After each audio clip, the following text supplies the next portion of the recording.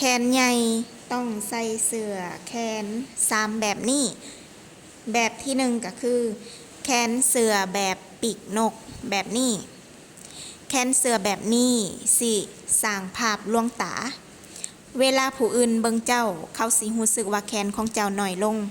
เพราะว่าแขนเสื้อใหญ่กว่าแขนของเจ้าและอันที่สองก็คือแขนเสื้อแบบ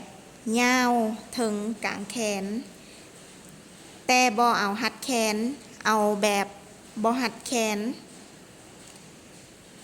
สิ่งนี้ก็สร้างภาพลวงตาได้เช่นเดียวกันเพราะว่าเฮาโซ่แขนของเฮาอีหลีบอนทีมันน้อยสร้างภาพลวงตาได้และอันที่สามก็คือแขนเสื้อแบบพาหน้าพาข้างแบบนี้แขนเสื้อแบบนี้สร้างภาพลวงตาได้แล้วก็ยังสร้างเส้นนำสายตาอีกเวลาผู้อื่นเบิ่งเจ้าเขาสิรู้สึกว่าแขนของเจ้าน้อยลงด้วยเส้นนำสายตาจากแขนเสื้อที่พาหน้าและพาข้าง